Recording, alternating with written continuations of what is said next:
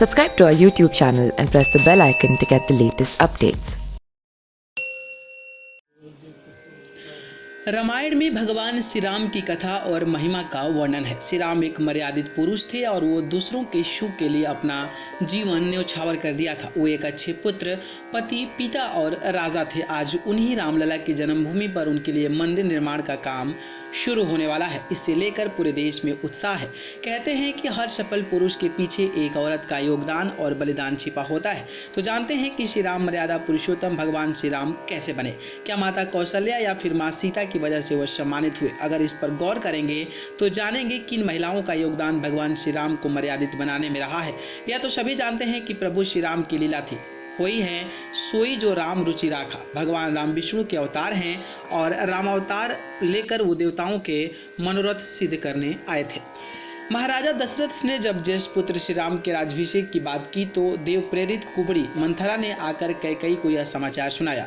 यह सुनकर कैकेयी आनंद में डूब गई और इस समाचार के एवज में मंथरा को एक गहना भेंट किया।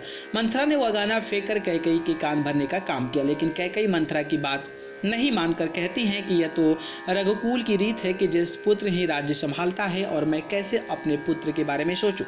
राम तो सभी के प्रिय हैं। तभी मंथरा के बहकाने पर कैकेयी को अपने 2 वरदानों का याद आई और कैकेयी के मन में कपट आ जाता है। मंथरा तो कैकेयी की दासी थी।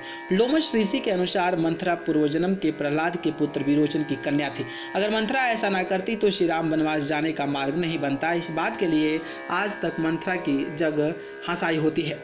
कैकेयी पुत्र कुपुत हुई माता न सुती कुमाता। कैकेयी नरेश अश्वपति सम्राट की पुत्री। कैकेयी राजा दशरथ की 3रे नंबर की पत्नी थी। बहुत ही सुंदर होने के साथ ही वीरांगना भी थी, इसलिए वह राजा दशरथ को प्रिय थी। एक बार राजा दशरथ ने देवासुर संग्राम में इंद्र के कहने पर भाग लिया था। इस युद्ध में उनकी पत्नी कैकेयी ने उनका साथ दिया। युद्ध में दशरथ अचेत हो गए थे। राजा के अचेत होने पर कैकेयी उन्हें रण क्षेत्र से बाहर ले आई थी। उन्हें अतः प्रसन्न होकर दशरथ ने 2 वरदान देने का वादा किया था।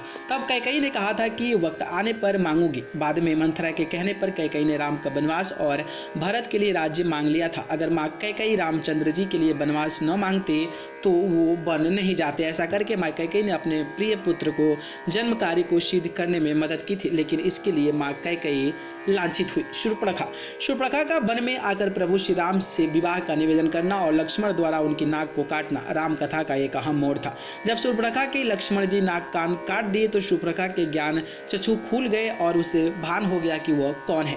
तब उसने प्रभु के कार्य को पूरा करने के लिए उनकी सहायिका बनकर प्रभु के हाथ से खर व दूषण, रावण, कुंभकर्ण, मेघनाद आदि निशाचरों को मरवा दिया। कहते हैं कि पूर्वजन्म में शूर्पणखा इंद्रलोक की नयनतारा नामक अप्सरा थी।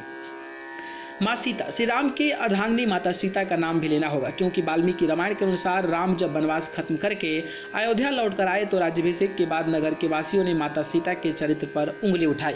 वह तो रावण के यहाँ रहकर आई है तो कैसे वह पवित्र हो सकती हैं। यही कारण था कि माता सीता को राजमहल छोड़कर फिर से वन में जाना पड़ा।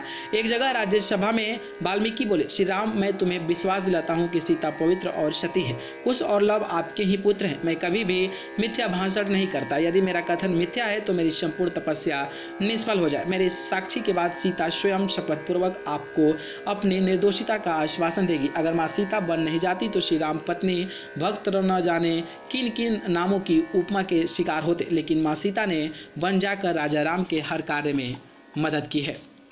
न्यूज रूम से अमेजिंग वर्ल्ड की रिपोर्ट।